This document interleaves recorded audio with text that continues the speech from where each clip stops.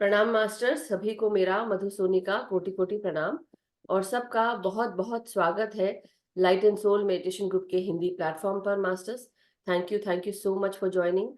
Very good evening, good morning, good afternoon, आप जहां से भी जुड़े हैं बहुत बहुत धन्यवाद, आपका बहुत बहुत स्वागत है।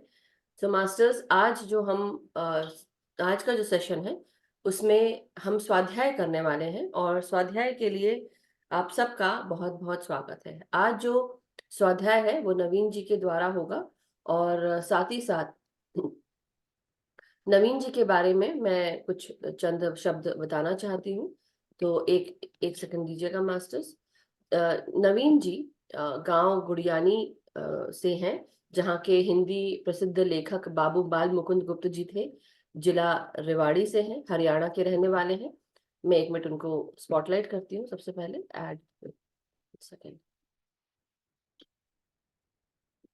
तो नवीन जी, आपका बहुत बहुत स्वागत है। One more second. बहुत बहुत स्वागत है आपका Naveen ji. So thank you ma'am. Naveen ji Haryana से हैं और ये पेशे से अध्यापक हैं। इन्होंने BEd, MA English, MA history भी की हुई है। इनकी पत्नी का नाम लता जी है, जो ये हमारे साथ बैठ के ध्यान भी करती हैं। और पत्नी जो इनकी है वो ध्यान करती है और इससे प्रभावित होकर नवीन जी ने भी ध्यान करना शुरू किया अगस्त 2021 से। और वो जुड़े हैं ध्यान से और साथ ही साथ विद्यालय में भी ध्यान करवाते हैं। और इनके दो बच्चे हैं, लड़का लड़की है, और दोनों बाहर पढ़ाई कर रहे हैं। और साथ ही साथ बागवानी का काम इनको बहुत बहुत शौक रखते हैं, ये बागवानी का। तो इन्होंने टेरेस गार्डन बनाया हुआ है जहाँ पर इनके 250 पौधे हैं। और हमारे साथ 24 जुलाई से जुड़े हुए light and soul meditation group से। और उसके बाद इन्होंने 41 डे का जो ध्यान है वो पूरा कर पाए। बेसिकली जुड़े तो बहुत पहले से, लेकिन उनके 41 दिन पूरे नहीं हो पाते थे, तो इसलिए 41 दिन वो यहाँ पर आकर पूरा कर पाए और लगातार ध्यान किया। शनिवार और इतवार को लगातार ध्यान नहीं करते थे वो, तो इसलिए शनिवार और इतवार को भी ध्यान करना उन्होंने आरंभ किया हमारे साथ, क्योंकि एवरीडे क्लास होती है। सो उसके अलावा अब हमारे साथ ये स्वाध्याय करते हैं। आज तो स्वाध्याय है ही, और अभी हमारे साथ सात्विक ऊर्जा में इनकी एक क्लास भी रहेगी, सात्विक मन पे, जो इन्होंने डिसाइड किया है। मगर आज हम स्वाध्याय करेंगे पेज नंबर 651 से लेके 660 तक। पेज नंबर तो हमने बता दिए, चैप्टर है 10 और ये गॉड और रिलीजन के बारे में है। सेक्शन 3 है। नमस्ते नवीन जी, बहुत बहुत स्वागत है आपका। Thank you so much. तो आज नमस्ते हमें मैम। बहुत कुछ सीखने को मिलेगा आपके द्वारा। Thank you for being here. Thank you ma'am.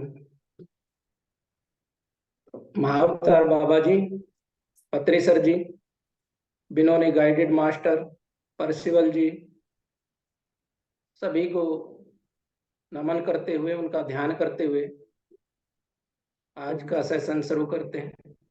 हमारे सभी गुरुजनों को, सभी परम गुरु मंडलियों को, महाअवतार बाबा जी, पितामह ब्रह्म ऋषि पत्री जी, हैरल्ड वॉल्डविन पर्सिबल मास्टर और बेनोनी गैटल मास्टर, इन सबको आज नमन करते हुए हम आगे बढ़ेंगे। हम सब उनकी चेतना से जुड़ जाएं, जिससे कि हम ये स्वाध्याय आसानी से कर सके और इसे समझ भी सके। तो थैंक यू सो मच। और साथ ही साथ हमारे साथ जो भी पृथ्वी से जुड़े हुए प्राणी जो आज हमारे साथ जुड़ेंगे, जो ध्यान करेंगे, उनका भी स्वागत करते हैं, उनको भी प्रणाम करते हैं। Thank you so much. Yes Naveen ji, आगे बढ़ सकते हैं। आज हम धर्मों के बारे में, ईश्वर और उनके उपासकों के बीच संबंध के बारे में जानेंगे। तो यहाँ ना तो किसी धर्म के ऊपर कटाक्ष किया गया है, ना किसी की धार्मिक भावनाओं को ठेस पहुंचाया गया है। केवल जो परसिवल जी ने थिंकिंग एंड डेस्टिनी बुक में लिखा है उसका हम अध्ययन कर रहे हैं। तो शुरू करते हैं मास्टर्स। धर्मों के दो भाग होते हैं, देखिए।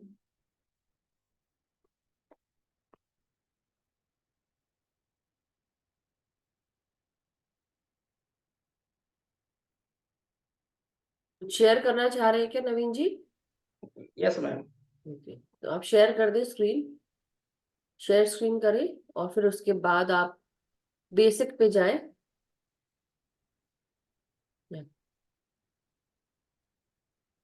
Yes. दिख रहा है नवीन जी, आप अपना वीडियो ऑन कर सकते धर्मों के दो भाग होते हैं, धर्म काफी हैं, तो इनके दो भाग होते हैं, आंतरिक भाग और बाह्य भाग।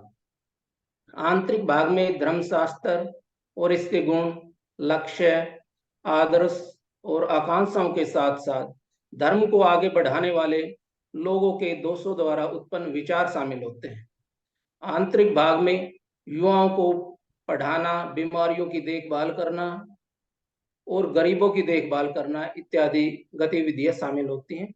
जबकि जो बाह्य भाग है धर्म का, उसमें आंतरिक भाग से जुड़े हुए भक्तों के कार्यालयों, संस्थाओं, संस्कारों और कार्यों को शामिल किया जाता है।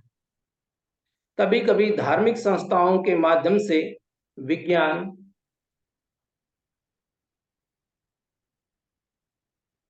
का अध्ययन किया जाता है। परसिवल जी कहते हैं, धार्मिक पदाधिकारियों में हमेशा सरकार के कार्यों को करने और सत्ता का उपयोग करने की प्रवृत्ति होती है, क्योंकि पुजारी मानव है और यह स्वाभाविक है।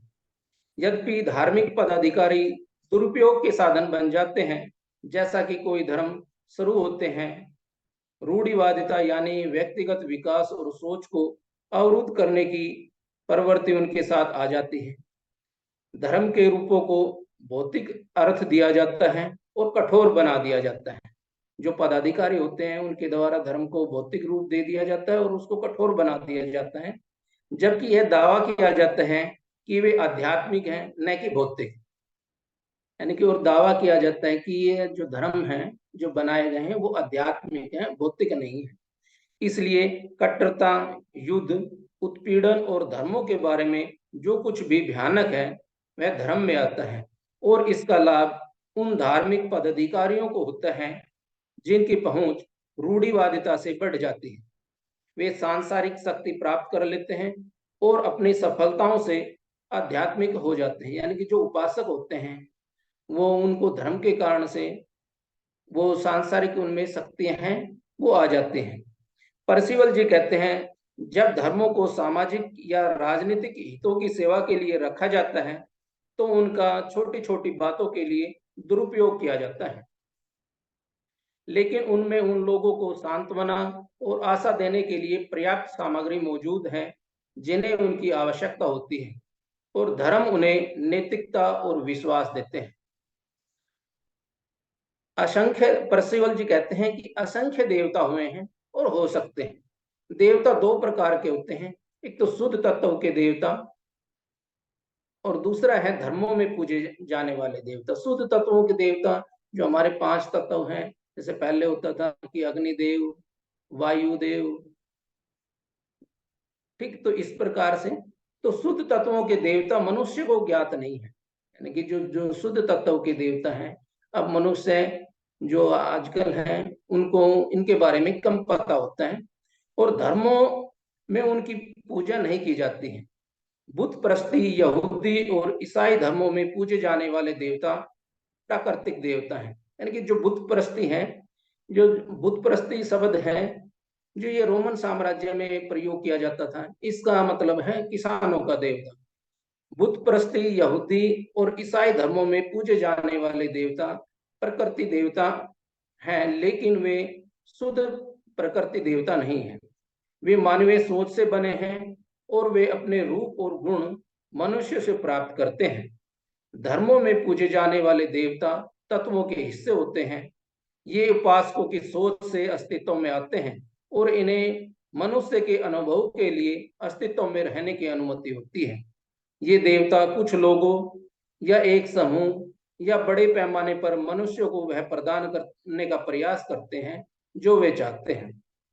परसिवल जी कहते हैं, ईश्वर सबसे पहले मनुष्य के विचारों के रूप में अस्तित्व में आता है। यानी कि जो ईश्वर है पहले मनुष्य के विचारों में उसका उत्पन्न होता है, जन्म होता है। विचार एक या अधिक तत्वों का एक हिस्सा लेता है और खुद को इस मौलिक पदार्थ में ढाल लेता है, इससे पहले कि इसे ईश्वर में परिवर्तित किया जा सके और इसकी पहचान बनाई जा सके। इसे सत्तारूढ़ खुफिया द्वारा अनुमोदित किया जाता है, यानी कि जो उपासक होते हैं उनके द्वारा इसको अनुमोदित किया जाता है। यदि विचार वही है जो लोग चाहते हैं और एक खुश, भव्य, खूनी युद्धरत भगवान के रूप में योग्य है, तो इसे मंजूरी दे दी जाती है। ईश्वर मनुष्य के मुख से अपने नाम की घोषणा करता है और अपने उपासकों में उसी नाम से जाना जाता है। वह उस संख्या की वृद्धि के अनुसार शक्ति में बढ़ता है जो उसे भगवान के रूप में मानते हैं और उसकी स्तुति करते हैं। परसिवल जी कहते हैं, भगवान उस शक्ति से चकित है जो उसके पास है। कि भगवान है वो उस शक्ति से चकित होते हैं जो उनके पास है, क्योंकि जो शक्ति है वो उपासकों द्वारा उसको दी जाती है। भगवान उस शक्ति से चकित है जो उसके पास है और जो उसे दी गई है। जल्द ही वह निर्माता और सर्वोच्च बुद्धिमत्ता के रूप में प्रशंसा का आदि हो जाता है और वह अपने उपासकों से विश्वास की मांग करता है ताकि उसे खुद पर विश्वास हो सके। इस तरह विभिन्न ईसाई देवता मोलोज, बाल, यहोवा, थोर, त्रिदेव, ब्रह्मा, विष्णु, महेश, ओसिरिस, आइसिस और होरस आदि भी अस्तित्व में आए हैं। लेकिन जो ईसाई देवता हैं और जो मिस्र के देवता हैं वो उपासकों के जरिए ही अस्तित्व में आए हैं।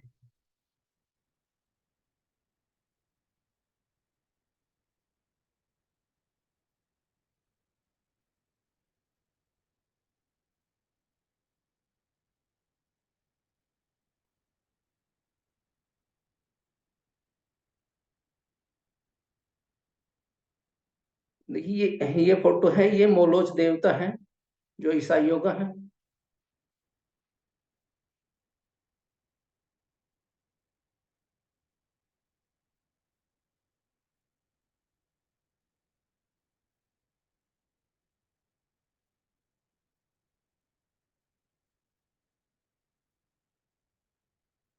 ये बाल देवता है।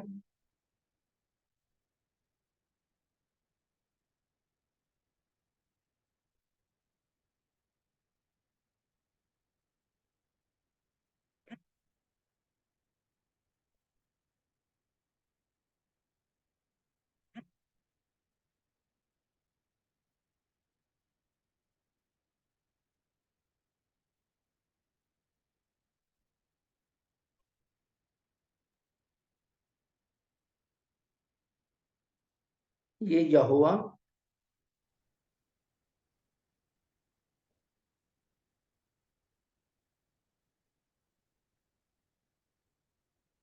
और इसके बाद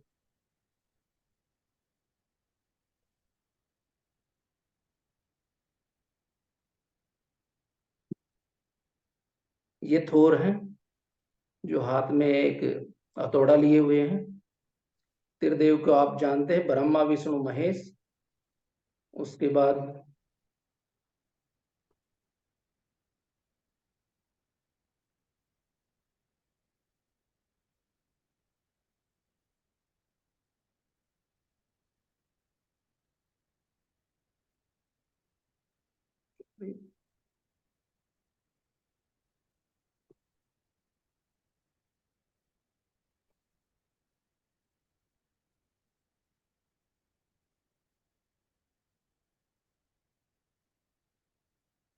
ये ओरिसस, यानी कि ये मिस्र का देवता है। ओसाइरस होगा शायद, राइट? ओसाइरस। हाँ जी। और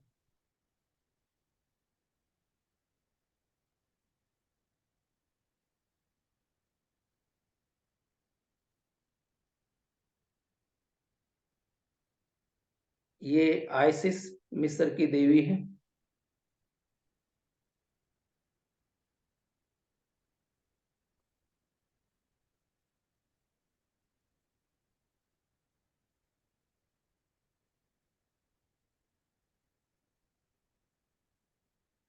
और ये होरस है, ये इसको आकाश का देवता भी कहा जाता है। तो इस तरह विभिन्न ईसाई देवता मोलोज, बाल, यहोवा, थोर, त्रिदेव, ब्रह्मा, विष्णु, शिव और ओरिश, ओरिसिस, आइसिस और होर्स आदि सभी अस्तित्व में आए हैं। परसिवल जी कहते हैं यूनानी देवता इस वर्ग से संबंधित नहीं हैं। वे मानवीय विचारों के रूप में नहीं बनाए गए थे, बल्कि वे नस्ल के प्रकार के पुरुष और महिलाएं थी जो जीवित थे। हेलस, हेलस यानी कि मिस्र में जगह का नाम है, पहले मिस्र को हेलस के नाम से जाना जाता था। हेलस में मानव जातियों की ऐसी परंपराएं थी जो पूर्व युगों में अस्तित्व में थी। अपने पुनर्जागरण काल के दौरान हेलेनिस ने इन जातियों का मानवीयकरण और देवताकरण किया। जो हेलेनिस यानी कि पहले मिस्र को हेलेनिस गणराज्य के नाम से जाना जाता था, उन्हें ओलंपियन देवताओं के रूप में चित्रित किया। जो उन्होंने जो जातियों का मानवीकरण किया और देवताकरण किया, उनको ओलंपियन देवता के नाम से जाना जाता था। ओलंपियन देवता उस टाइम मिस्र में 12 थे।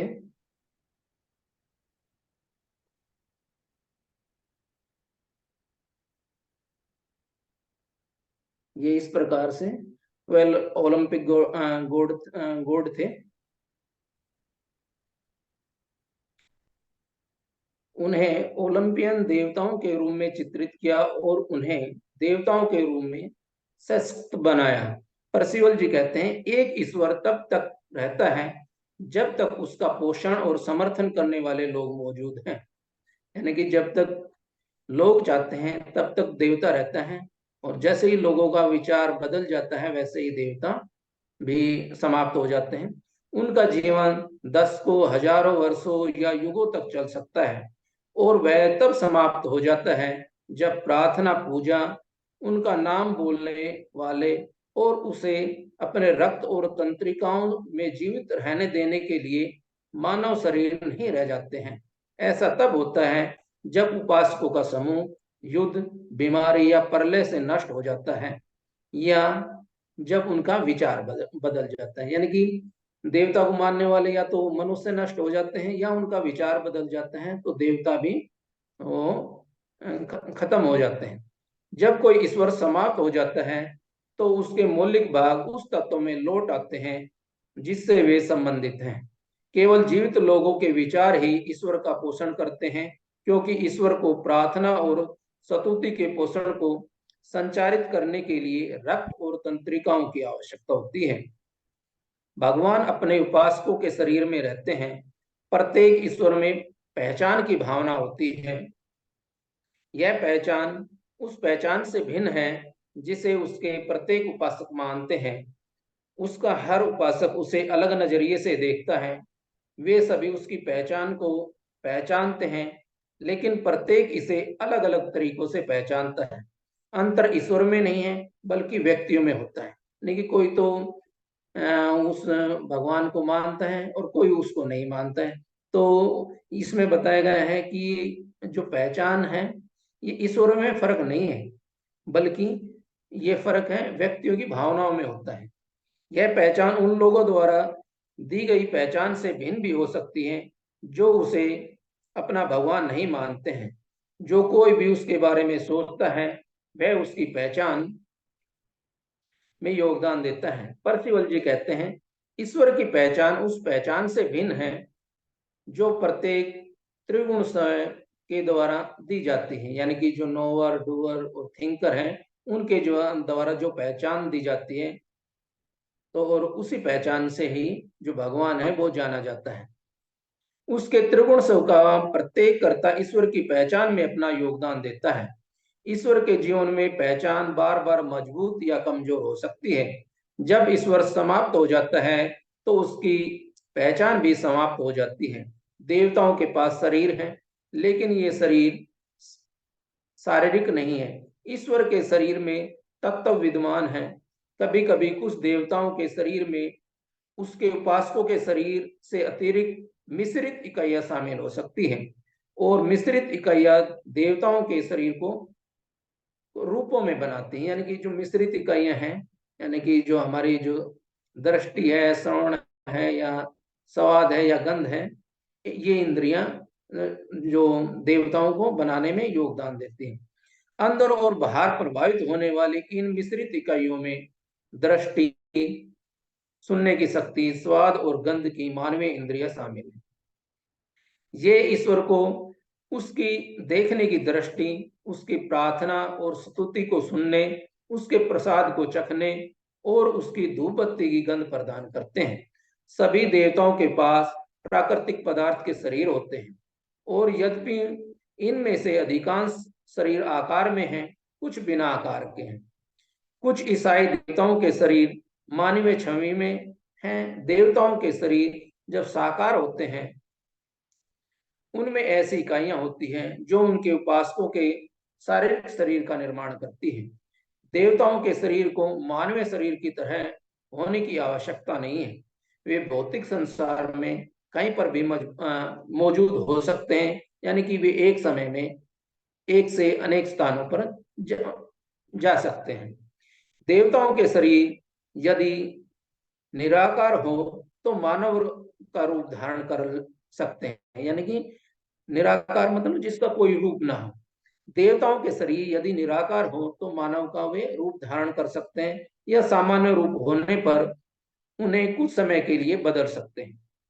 देवता अनेक भुजाओं वाले, अनेक सिरों वाले रूप में प्रकट हो सकते हैं।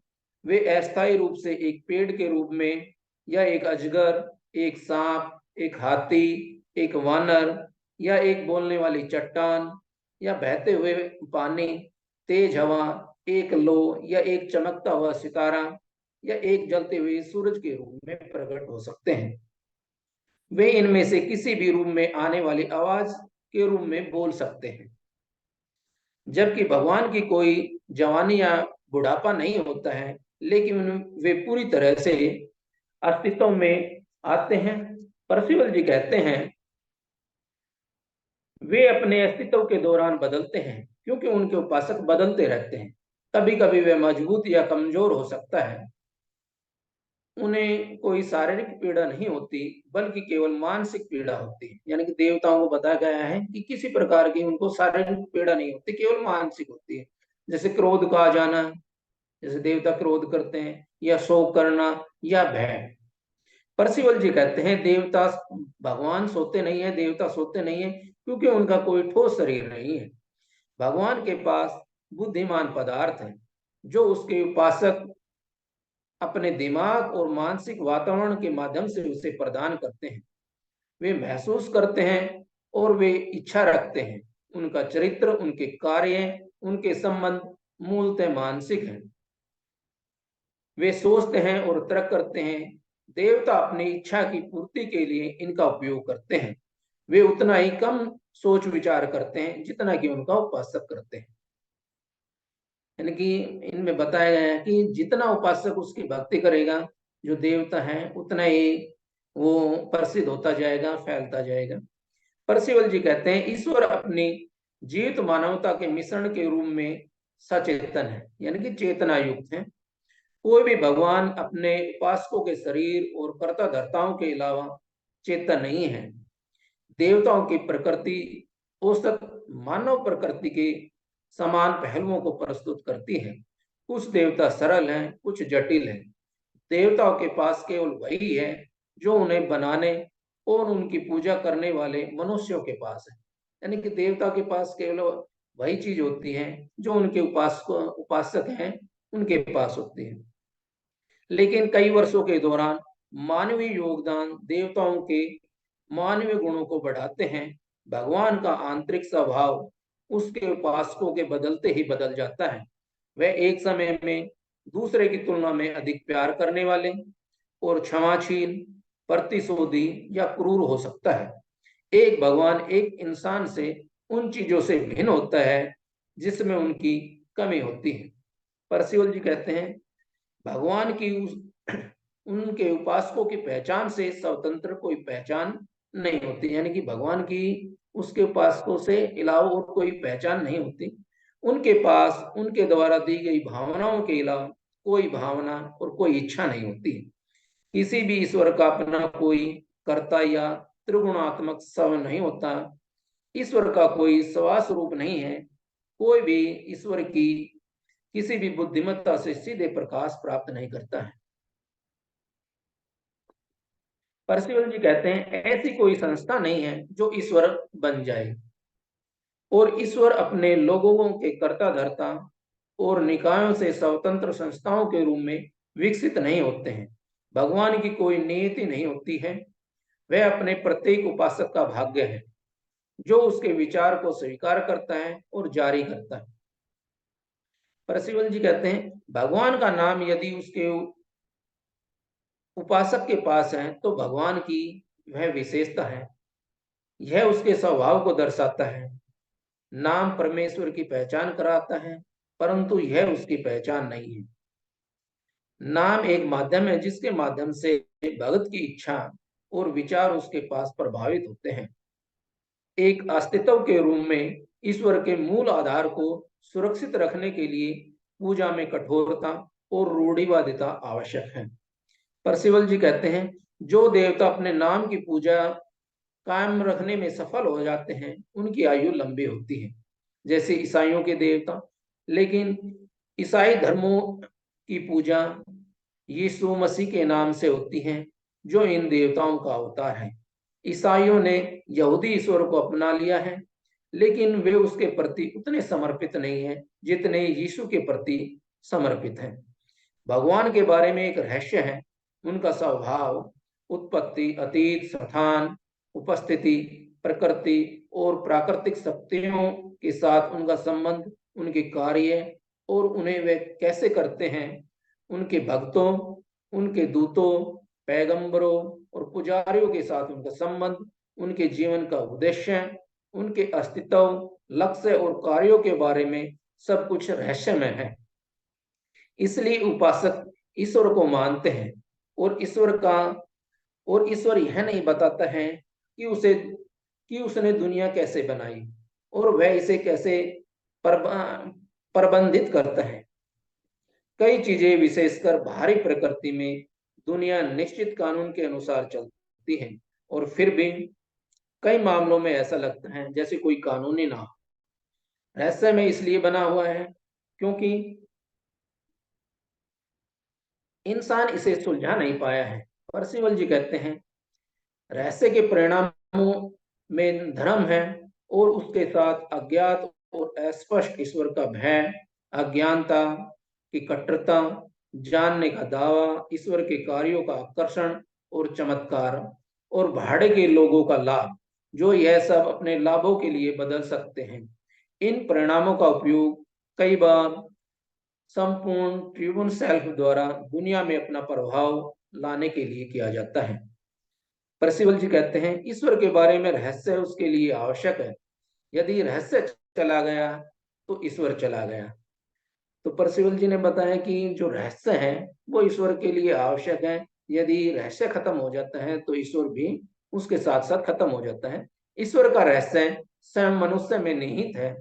ईश्वर कई प्रकार के होते हैं, जैसे फैशन के देवता, पारिवारिक देवता, वंशवादी देवता, राजनीतिक दल के देवता, धन के देवता, जुआ के देवता, सहायता और सुरक्षा के देवता या धर्मों के देवता। सभी एक ही तरह से मानवीय विचारों से अस्तित्व में आते हैं। जिन स्थानों में कोई मनुष्य प्रवेश नहीं करता है और जिसके बारे में वे सोचते नहीं है, वहां इनमें से कोई भी देवता नहीं रहता है। यानी कि जिन स्थानों के बारे में मनुष्य नहीं सोचता है, उसे उन स्थानों के बारे में नहीं पता होता है, तो वहां देवता भी निवास नहीं करते हैं। परसिवल जी कहते हैं कभी कभी देवता जो स्थानीय थे वे स्थानीयता से स्वतंत्र हो गए, जैसे यहूदी देवता यहोवा के मामले में हुआ है। विभिन्न देवताओं में यहूदियों द्वारा एक ईश्वर की पूजा तब तक की जाती है जब तक वे आंशिक रूप से हिब्रू लोगों की सेवा और उनके नाम का पालन करते हैं। ईसाइयों का एक ईश्वर नहीं है, हालांकि अधिकांश ईसाई यीशु को ईश्वर का पुत्र मानते हैं। विभिन्न ईसाई देशों में अलग अलग देवता हैं।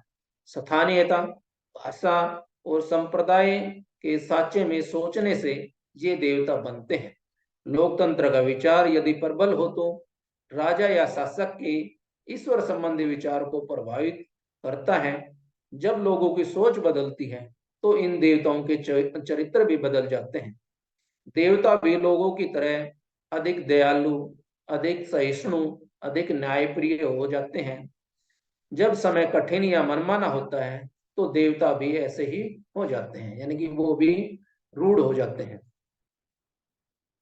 ईश्वर के गुण पूर्णतः मानवीय हैं, यानी कि इसमें परसिवल जी कहते हैं कि जो ईश्वर के गुण हैं वो पूर्ण तरह से मानवीय हैं, कि ईश्वर भी मानव की तरह ही व्यवहार करता है। उनमें ऐसा कोई गुण नहीं है जो मनुष्य में न हो। उनका स्वभाव मानवीय है। उनकी शक्तियां अलौकिक हो सकती हैं क्योंकि वे कई उपासकों द्वारा दी गई शक्तियों का संचय है। जिस प्रकार उनके उपासक अन्य मनुष्य, अन्य देवता उनके साथ व्यवहार करते हैं, उनसे उन्हें प्रसन्नता या कष्ट का अनुभव होता है। कुछ देवता निर्दयी, प्रतिशोधी या ईर्ष्यालु होते हैं, और जब उनके लोग इन गुणों का सफलतापूर्वक प्रदर्शन करते हैं तो वे प्रसन्न होते हैं। परसिवल जी कहते हैं कि उनमें से किसी के पास दूरदर्शिता नहीं है। किसी भी हद तक उन मनुष्यों से अधिक जो उसकी पूजा करते हैं, यानी कि इसमें बताया गया, परसिवल जी कहते हैं कि जो देवताओं के पास ज्यादा दूरदर्शिता नहीं होती, केवल उतनी होती है जितना उनको इनको पूजने वाले लोगों में होती है। हालांकि कुछ अलग अलग लोगों के देवता कुछ अलग अलग नामों से हजारों वर्षों तक जीवित रहते हैं। ईश्वर के उद्देश्य हित मानवीय मामले हैं। वह पृथ्वी की परिस्थितियों को वैसे ही लेता है जैसे वह उन्हें पाता है।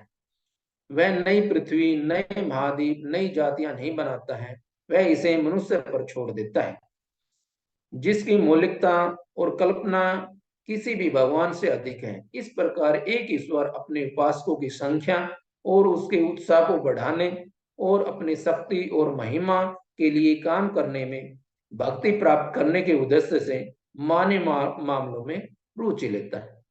तो ये आज का स्वाध्याय था। धन्यवाद आपका सुनने के लिए। Thank you so much Naveen ji. Thank you ma'am. समय से आपने आज का स्वाध्याय फिनिश कर दिया बहुत जल्दी, और बहुत बहुत शुक्रिया। अच्छा रहा स्वाध्याय, और हम सबको देवताओं के बारे में, उनके रिलीजन्स के बारे में, और कैसे कैसे बने हैं, क्या क्या बताया गया है, वो सब आप सबने सुना। किसी का कोई प्रश्न या कोई शेयरिंग, मास्टर्स कोई भी अगर कुछ पूछना चाहता है?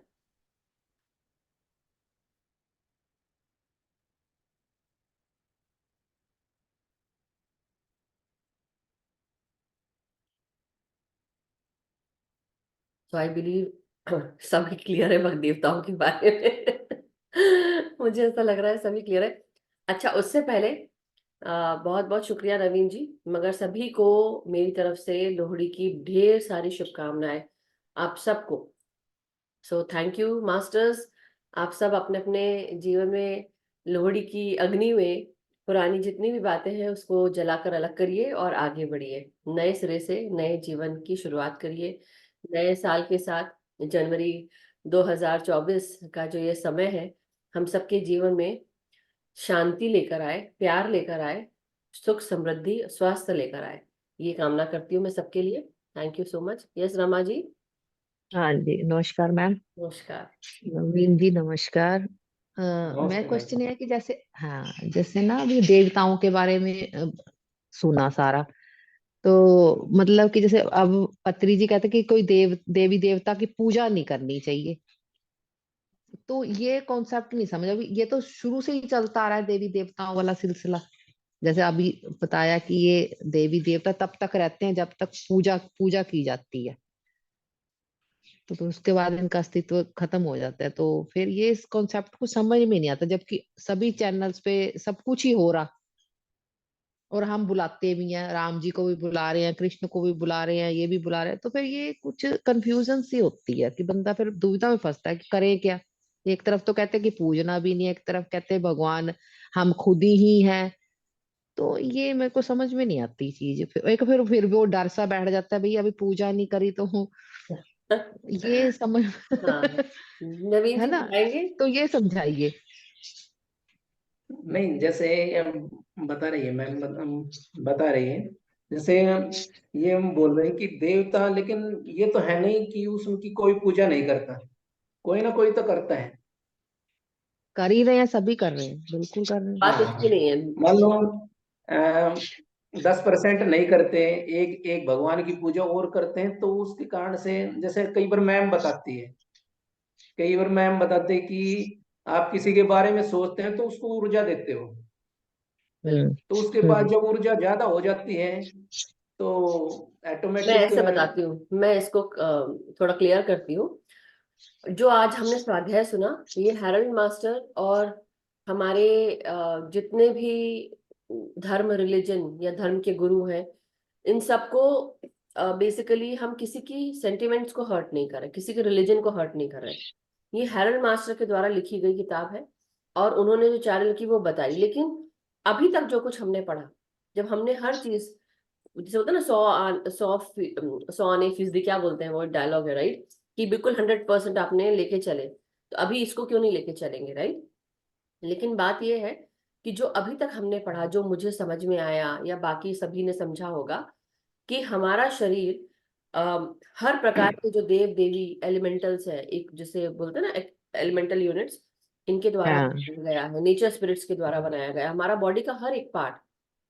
तो ये कहना बिल्कुल वाजिब होगा कि हमारा शरीर भी ये देवी देवताओं के जैसे बोलते हैं ना, कि हम जब उस स्थिति में पहुंच जाएंगे जहां पर देव और देवी स्थिति में रहेंगे, तो हम भी वो सब चीजें क्रिएट कर पाएंगे। आप समझ रहे हैं कि बिल्कुल। बेसिकली हम अभी किस इसमें है, हम 3D वर्ल्ड में रह रहे हैं। कुछ लोग 5D की चेतना में पहुंच चुके हैं, कुछ लोग, हर कोई नहीं। लेकिन ये तो आप सबने भी, कई लोगों ने नोटिस किया होगा, जो लोग 5 5 5th डिमेंशन की चेतना में है, वो सोचने मात्र से भी क्रिएट कर लेते हैं, हम्म है ना।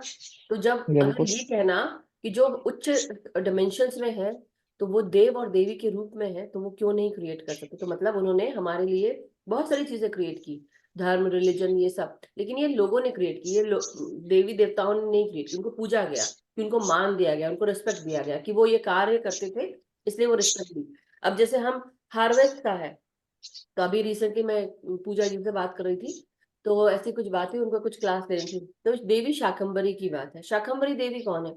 शाखों की सब्जी, शाक सब्जियां, इनकी देवी, राइट।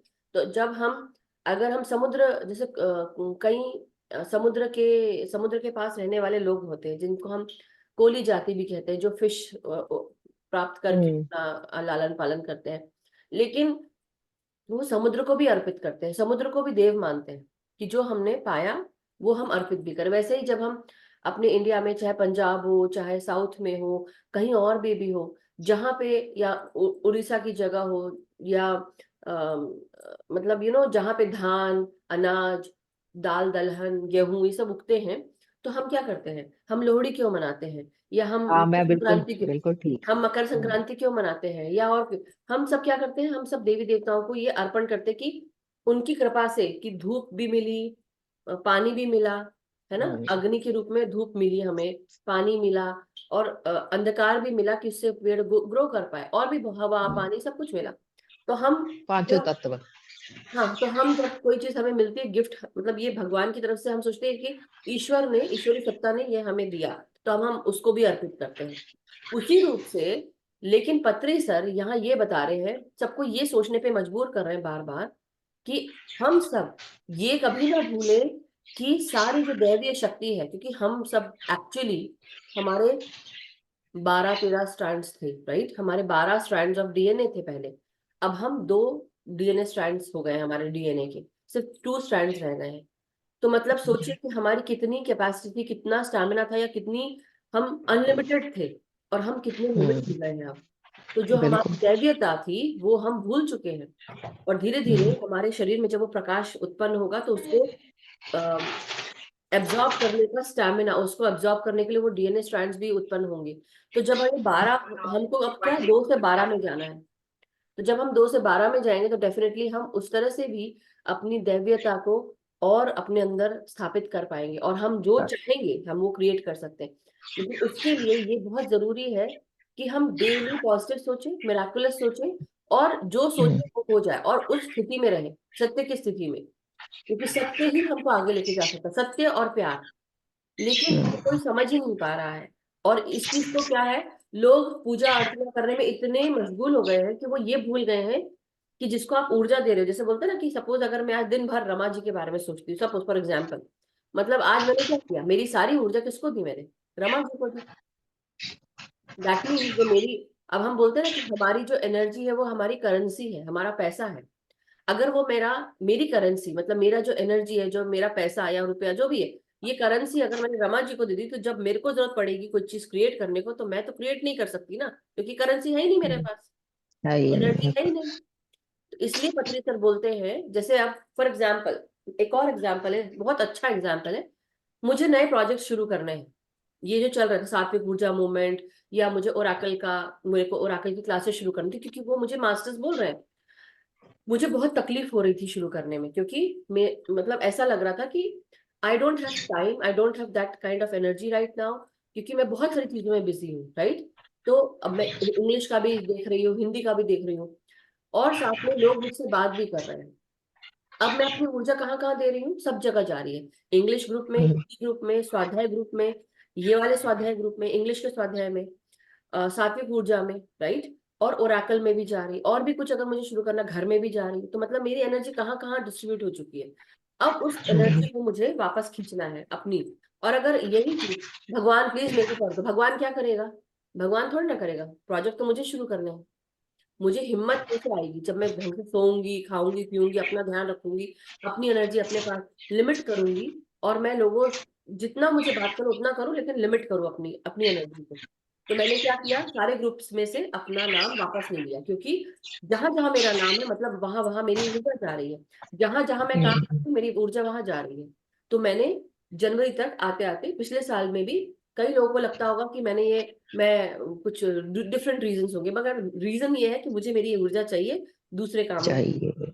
तो वही पत्री सर समझाती है, ये मैंने एग्जाम्पल अपना दिया समझाने के लिए, लेकिन बात यह है कि अगर हम अपनी ऊर्जा हर जगह लगाएंगे, तो हम वो काम नहीं कर पाएंगे जो हमें करना है, जिस काम के लिए हमारी आत्मा ने जन्म लिया है इस इंसानी शरीर में।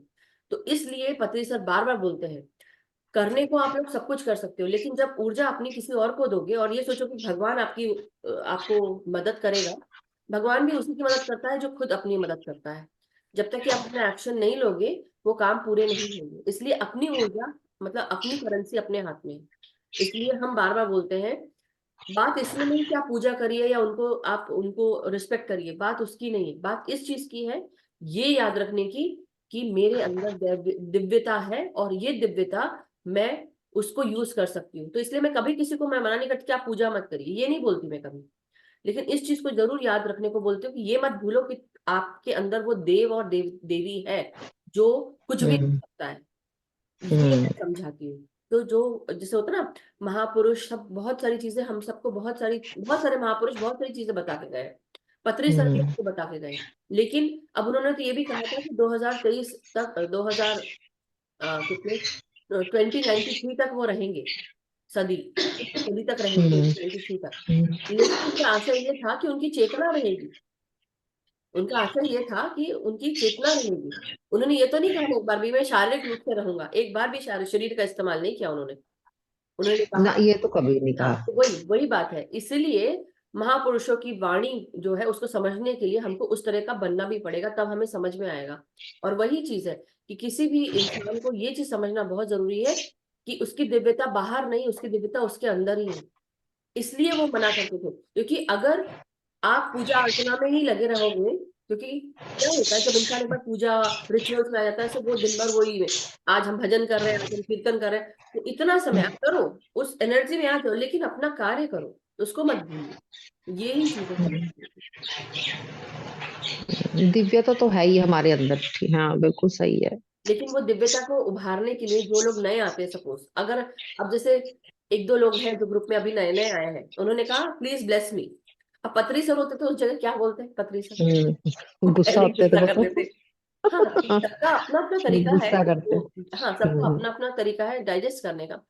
But hmm. Who am I to जज, इट्स ओके। बट धीरे धीरे हम्म। जब वो ग्रुप में आएंगे, कुछ समय तक रहेंगे, तो उनको भी समझ में आ जाएगा कि ब्लेसिंग्स नहीं मांगनी है, राइट।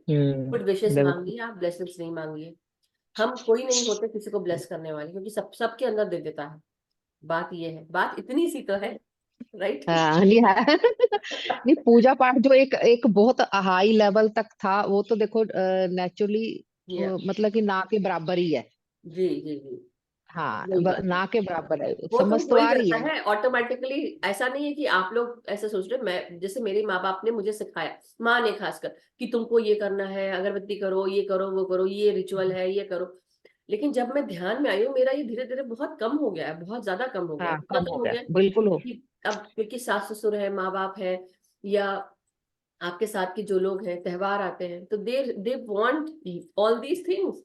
अगर सपोज ये होता ही नहीं, हम्म, सपोज ये रिचुअल्स होते नहीं हमारे इसमें, हमारे, चाहे भारत बोल लो, चाहे कोई और कंट्री कुछ भी बोल लो, नहीं होता, तो आप लोग करते क्या? नहीं करते, क्योंकि ये इंसानों के बनाए बिल्कुल। गए रिचुअल्स है। हम्म श्रद्धा मन में होनी चाहिए, अपने अपने खुद के हम्म अंदर होनी चाहिए, कि हाँ आप रिस्पेक्ट करते हैं। रिस्पेक्ट तो फिर एक दूसरे का भी करना चाहिए, वही बात है, राइट। कि हमारे हाँ अंदर है बिल्कुल। वो श्रद्धा जो हमारे अंदर है, वो दिखाने की जरूरत नहीं होती है। हाँ लोगों को लगता है, हम्म। तो इसलिए मैं जाके अगरबत्ती घुमा देती। सही बात, सही बात है। थैंक यू नहीं रमा जी। बहुत छूट गया, आपने खैर हाँ, thank you very much, thank you. आपने अच्छा किया कि क्वेश्चन पूछा, क्योंकि आपके क्वेश्चन से आज कितनी सारी बातें निकली, जो एक सिलसिले से सब समझ पाए होंगे। कि हम ये नहीं कहते कि आप पूजा मत करो, लेकिन पूजा करने के समय ये मत सोचो कि आपको जो भगवान जो सामने है वो सारे काम आपके पूरे कर हाँ देंगे। हाँ, अच्छा काम करोगे पूरे तो कर अच्छा देगा। कर्म मिलेगा, अच्छा कर्म भुगतोगे। हम्म लेकिन अच्छे कार्य हम्म नहीं किए और फिर भी सहा चाह रहे हो, लेकिन ऐसा भी होता है कि कई लोग बुरे कार्य करते हैं, उनको बहुत कुछ अच्छा अच्छा मिलता है, तो हम लोग सोचते हैं इसके साथ मिलता है, इस जन्म में नहीं तो अगले जन्म में। लेकिन ये चीज ना, इंसान सोचता है नहीं इसी जन्म में सब कुछ पूरा हो जाए, सारा कर्म जो आपने हम्म पिछले जन्म में कर्म किया और जिसके कारण आप डिजीजेस भुगत रहे हो या ऑब्स्टिकल्स भुगत रहे हो, आप भी तो अपने बारे में सोचो। दूसरों के पीछे हम्म पड़ने का बजाय अपने आप को चेंज करो। लेकिन यही बात है ना, कि जो पाप है बढ़ते जा रहा है, तो बढ़ नहीं रहा है, पाप कम होते जा रहा है, हर क्षण कम हो हम्म। रहा है। इतना कम हो चुका है, सुनहरापन आ चुका है हर हाँ नहीं, जगह। हाँ बिल्कुल बिल्कुल, कलयुग भी इतना बुरा भी नहीं है, सतयुग में भी तो राक्षस थे, बिल्कुल, तो यही ऐसी तो बात राक्षस है, नहीं है। राक्षसी हाँ प्रवृत्ति है हमारी, जो सोच समझ है, यही हाँ, राक्षस है, और क्या। बस बस, बिल्कुल बिल्कुल बिल्कुल। Thank you thank so you much, very much, thank you so thank you ji. So masters, इसी तरह हम लोहड़ी मनाते हैं, लोहड़ी के रिचुअल्स करते हैं, और जब लोहड़ी के रिचुअल्स करते हैं तो अपनी जो भी बुरी आदतें हैं, उन लोहड़ी की अग्नियों में हम सुहा कर देते हैं, कि आगे बढ़े नए सोच विचार के साथ, अच्छी अच्छी चीजों को सोचते हुए, दुनिया के लिए, कम्युनिटी के लिए अच्छा करें, अपने लिए अच्छा करें, और एक नए सिरे से आगे बढ़े। So thank you so much masters. Naveen ji, तो आगे बढ़े फिर हम। ठीक है मैम।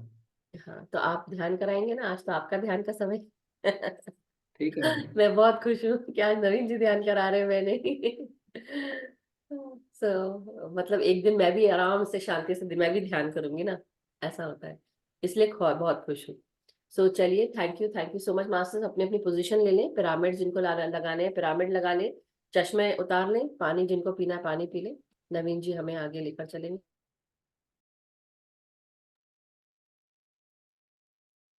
म्यूजिक शेयर करती हूँ नवीन जी। जिन्होंने चश्मा पहने वो चश्मा उतार दें, अपने सुखासन में बैठ जाएं आराम से, कमर और गर्दन को सीधी और आरामदायक अवस्था में रखें, आंखों को कोमलता से बंद करें। आंखें बंद करके ना ऊपर देखना है ना नीचे देखना है।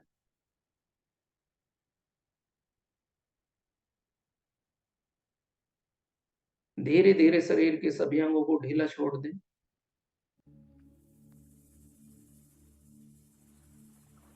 सारे तनाव को जाने दें।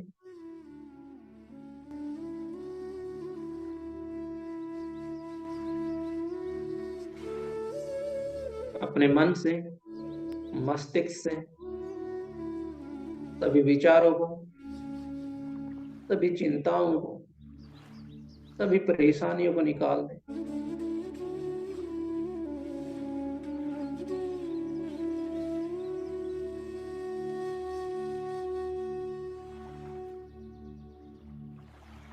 तीन बार गहरी लंबी सांस लेंगे और छोड़ेंगे। गहरी लंबी सांस अंदर, रोकें, गहरी लंबी सांस बाहर। जब हम सांस लेते हैं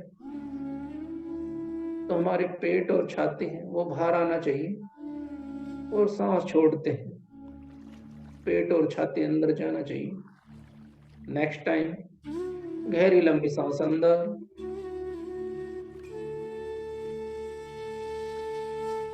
ओके, गहरी लंबी सांस बाहर।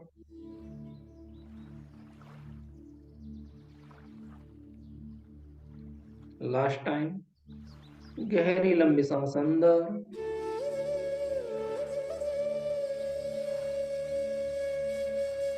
गहरी लंबी सांस बाहर।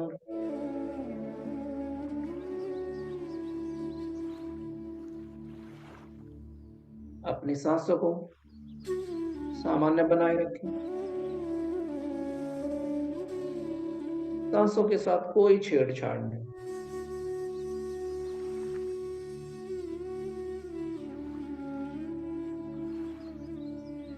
सांस जैसी चल रही है वैसे चलने दें।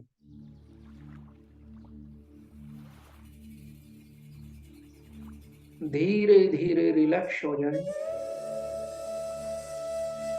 Relax, relax your body, relax your mind.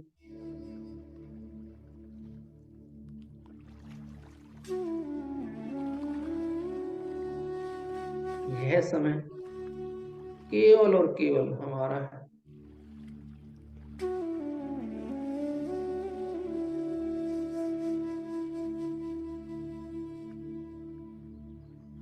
अब धीरे से अपना ध्यान अपने नाक के दरवाजे पे ले आइए।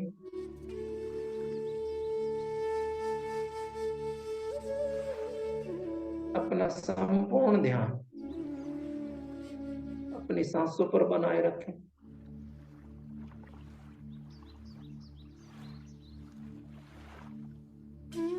अपने आप को अलाउ करें कि अगले 1 घंटे के लिए मैं सिर्फ और सिर्फ ध्यान में बैठूंगा।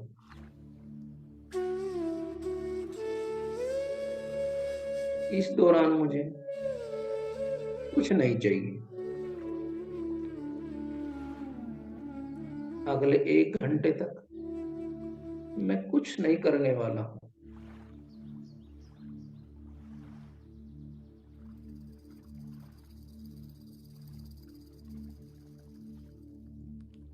हमें अपने पास्ट, प्रेजेंट, फ्यूचर से दूर हो जाना।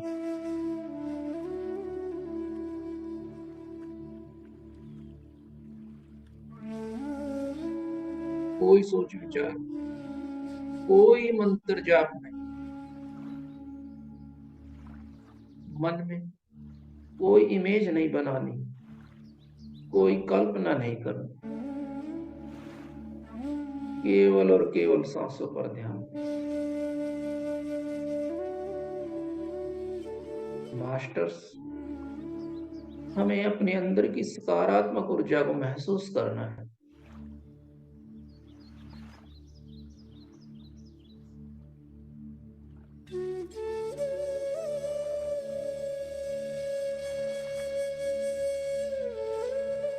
अंदर आती हुई सांसें ब्रह्मांड की अनंत और दिव्य ऊर्जा को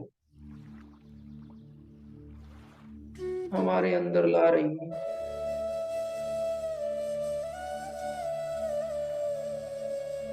हमारा मन शांत हो रहा है। हमारी आत्मा भी शुद्ध होती जा रही है। बाहर जाती हुई सांसें हमारे अंदर की नकारात्मक ऊर्जा को और बीमारियों को बाहर कर रही है।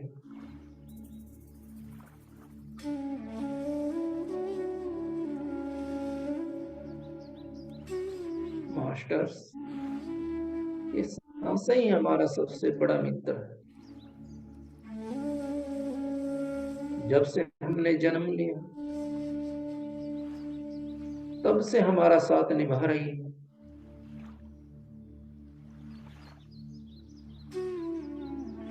आज हमें अपनी इन सांसों के साथ रहना है, अपनी सांसों के साथ बह जाना है, अपने अंतर्मन की यात्रा में, अपने ध्यान की गहराई में। तो मास्टर्स बने रहें अपने सांसों के साथ।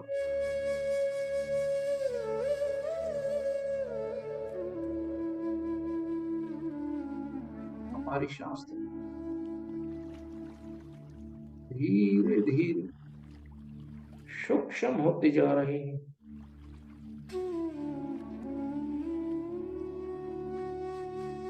केवल और केवल सांसों पे ध्यान मास्टर्स।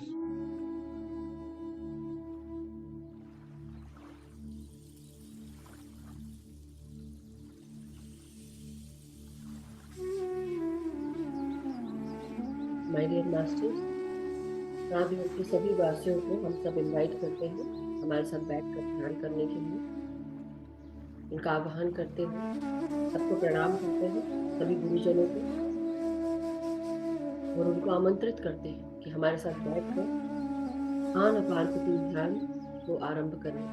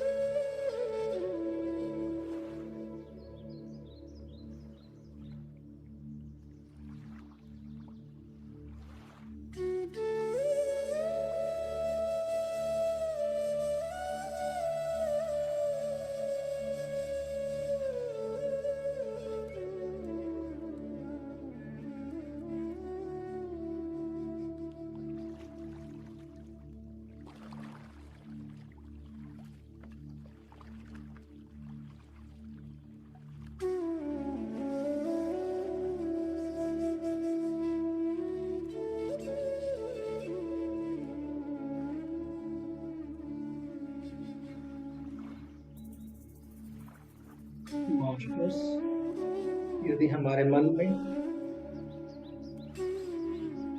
कोई विचार आए तो हमने 3-4 गहरी लंबी सांसें लेनी और छोड़नी। धीरे धीरे विचार अपने आप शांत हो जाएंगे।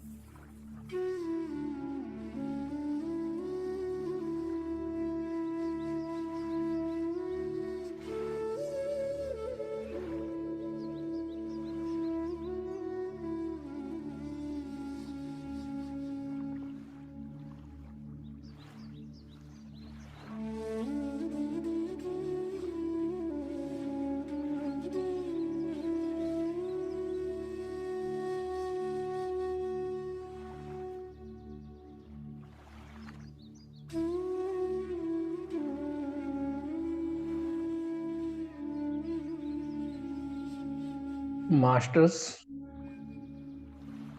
धीरे धीरे हम अपनी ध्यान विधि से वापस आएंगे।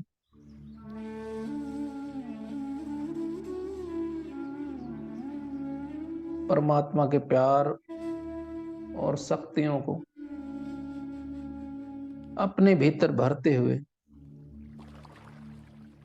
अपने आप को अपनी चेतना में महसूस करें।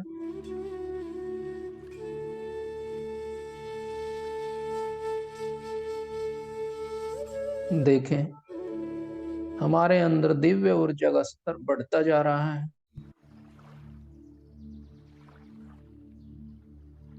परमात्मा की इस दिव्य ऊर्जा ने हमारे चारों ओर एक सुरक्षा चक्र बना दिया है। इस सुरक्षा चक्र में कोई भी नकारात्मक ऊर्जा, बीमारियां प्रवेश नहीं कर सकती, बल्कि अंदर की नकारात्मक ऊर्जा और बीमारियां बाहर निकल रही हैं। हमारा मन शांत हो रहा है।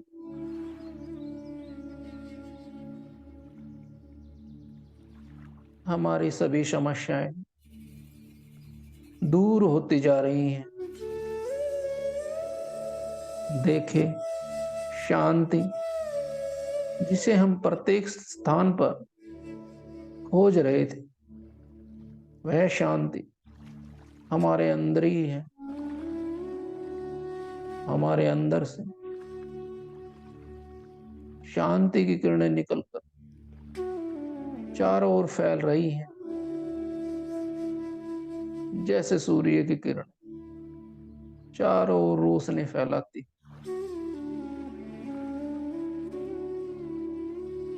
यह शांति पूरे ब्रह्मांड में फैलती जा रही। सभी जीवों को ये शांति मिल रही है। हम सब परमात्मा के प्यार, ज्ञान, शांति, शक्ति और पवित्रता से भरपूर। परमात्मा का प्यार और ऊर्जा हमें शक्ति दे रहे हैं। हमारे अंदर दया, करुणा, प्रेम, धैर्य, उदारता, क्षमा, विनम्रता आदि गुणों का विकास होता जा रहा है। हम अपने आनंद स्वरूप से जुड़ते जा रहे हैं। हमारे अंदर दिव्य ऊर्जा का स्तर बढ़ता जा रहा है।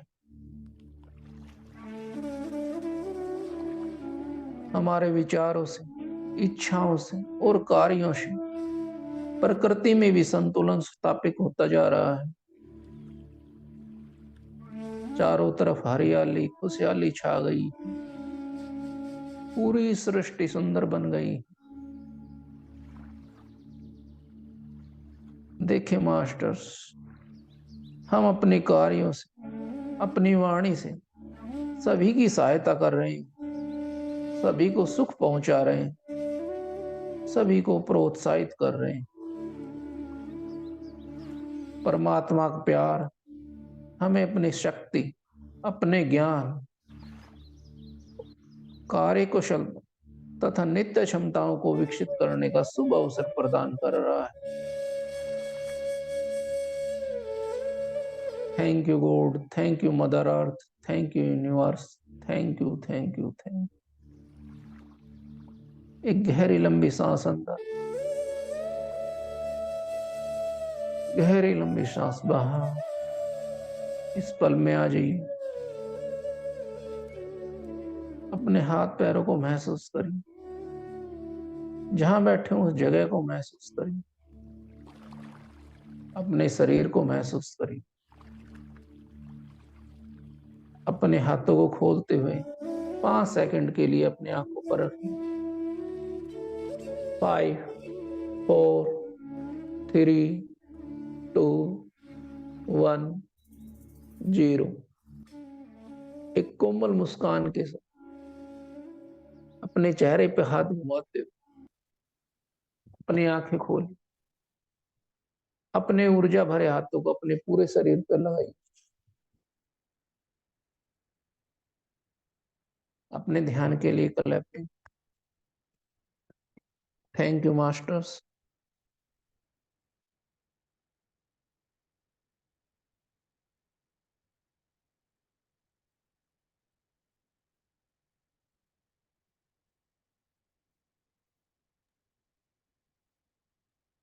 Thank you so much Naveen ji, बहुत ही सुंदर ध्यान रहा और बहुत ऊर्जावान भी रहा, बहुत बहुत अच्छा स्वाध्याय रहा। थैंक यू सो मच, बहुत बहुत शुक्रिया आपका। सो मास्टर्स, आज के ध्यान और ज्ञान के लिए नवीन जी का मैम बहुत आवाज शुक्रिया। नहीं आ रही है आपकी। मेरी आवाज नहीं आ रही है? आप लोग आ रही है आवाज मेरी? आ रही है। नवीन जी, आज आपको नहीं आ रही है हमारी आवाज। कोई बात नहीं, मास्टर चाहते हुए कि अभी नवीन जी मेरी आवाज ना सुने। कोई बात नहीं, बट आई डोंट नो, कभी कभी ये आजकल मास्टर्स कर रहे हैं हमको, कुछ कुछ याद दिला रहे हैं, पता नहीं। आ रही है आपका आवाज नवीन जी कि नहीं आ रही है? लता जी से पूछिए। लता जी, आ रही है क्या? शायद दोबारा ज्वाइन करेंगे। सो मास्टर्स, आप सबको लोहरी की बहुत सारी शुभकामनाएं। और अब कल आने में ज्यादा समय नहीं है। सो कल मकर संक्रांति है। अब आई डोंट नो कल मकर कल है या परसों है, मुझे ये नहीं पता, बट मकर संक्रांति की भी शुभकामनाएं। और हमारे बहुत सारे त्योहार शुरू हो जाते हैं क्योंकि ये जनवरी का महीना है। जनवरी 14 के आसपास मकर संक्रांति, लोहरी, पोंगल और बिहू भी बोलते हैं, राइट, कई सारी चीजें। तो बेसिकली नए जब सूर्य मकर राशि में प्रवेश करता है और दिन बड़े होने लगते हैं धीरे धीरे, तो इसलिए उसकी खुशी मनाते हैं कि और ज्यादा रोशनी मिलेगी, ज्यादा काम कर पाएंगे, खेतों में काम हो पाएगा, इसलिए सेलिब्रेट करते हैं। So thank you so much. कल ही है Makar Sankranti. Okay, wonderful, thank you Harshita ji. So Naveen ji, मैं फिर से आपको को होस्ट बनाती हूँ।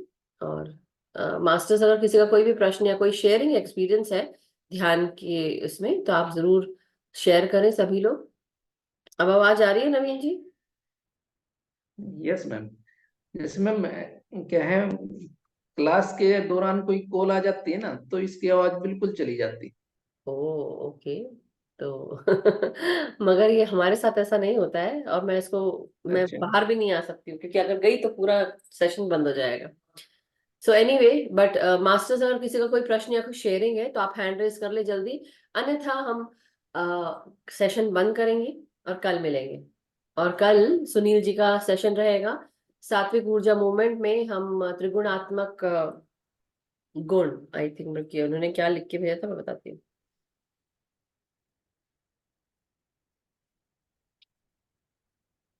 त्रिगुणात्मक प्रकृति, तो ये रहेगा कल का टॉपिक।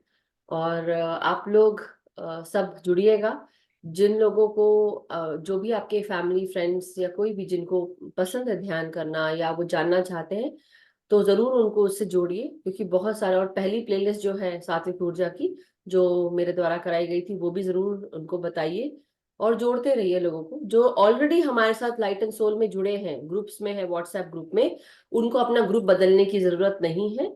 आप जिस ग्रुप में बने हैं वहां बहुत अच्छे हैं। और अगर आप एक फर्स्ट ग्रुप में है तो आपको दूसरे ग्रुप्स में जोड़ने की जरूरत नहीं है। मतलब लाइट एंड सोल के सेकंड, 2, 3, 4 ग्रुप्स हैं हिंदी के। तो आप अगर वन में है तो वन में बने रहिए, टू में है तो टू में बने रहिए। आपको दो ग्रुप्स या तीन ग्रुप्स में जुड़ने की जरूरत नहीं है। आपको, जैसे कि अगर सब लोग चौथे ग्रुप में जुड़े हैं तो कई लोग क्या करते हैं, उसको सेकंड का अगर मैं क्या करती हूँ, लिंक चेंज भी करते रहती हूँ कभी कभी। तो लोग सोचते हैं कि हमको उस ग्रुप में भी जुड़ना है। नहीं, नहीं जुड़ना है। वो सिर्फ उनके लिए है जो पहली बार देखते हैं, इसलिए वो सारा डिटेल लिखना पड़ता है, क्योंकि लोग व्हाट्सएप चैट लिंक भी मांगते हैं और साथ में वो जूम लिंक भी मांगते हैं, तो इसलिए वो सारा इन्फॉर्मेशन रहता है।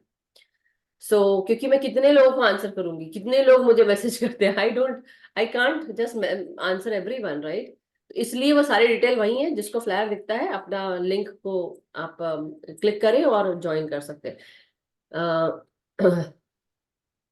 जरूरी नहीं है वनिता जी कि वो 15 को ही आए, 14 को भी होता है, कभी कोई 13 को भी होता है। तो डिपेंड्स ऑन कि सूर्य कब मकर राशि में प्रवेश कर रहा है, तब हम उसको मकर संक्रांति मनाते हैं।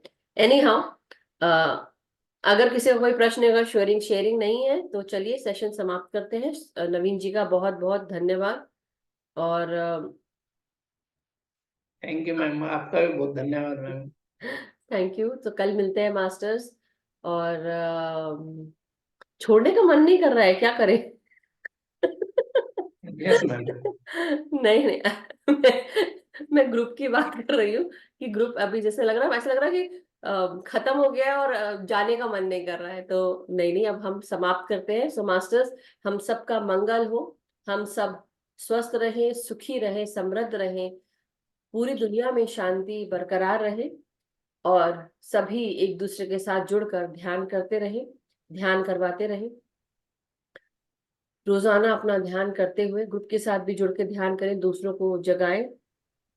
सोने वाला जगाना नहीं, जागृत करना है उनको कि उनका जो ये जीवन है ये बहुत महत्वपूर्ण है, और अपनी आत्मा को जगाना है, और जो भी पर्पस है हमारा उसे पूरा करना है, और दूसरों को ध्यान सिखाना है। So thank you so much. Sonal ji, अब जब थैंक यू एंड मैम। कर दिया है तब आप हैंड रेस कर रही हैं। अब क्या, अब मैं तो अभी आई हूँ मैम। अभी आई हो? Sorry ma'am. हाँ सॉरी बोलिए। मैम। हाँ मैं सॉरी एयरपोर्ट की बात छोड़ने नहीं। गए थे ना आज। मेरे हस्बैंड जा रहे थे इंडिया, ओके। तो उनको छोड़ने गए थे। तो अभी अभी मैं बोली अभी लास्ट में है तो फिर मिलेंगे तो मिलेंगे, नहीं मिलेंगे तो नहीं है, ऐसा करके जोड़ी हूँ मैं। एक्सपीरियंस शेयर करना था थैंक तो यू अब कल मैम। करिएगा। अब आप आज सेशन तो समाप्त हो गया है, अब मैंने बंद कर दिया है सब total. Okay ma'am, okay okay, ma'am, bye. Love you जय श्री सुनल जी। कृष्ण। Thank you. जय Shri Krishna. Love you enjoy ma'am. Your day masters, have a wonderful day. अगर आपका दिन है यूएस की तरफ, अगर आप रहते हैं इंडिया की तरफ है, तो have a wonderful night. Thank you, relaxing night. Thank you.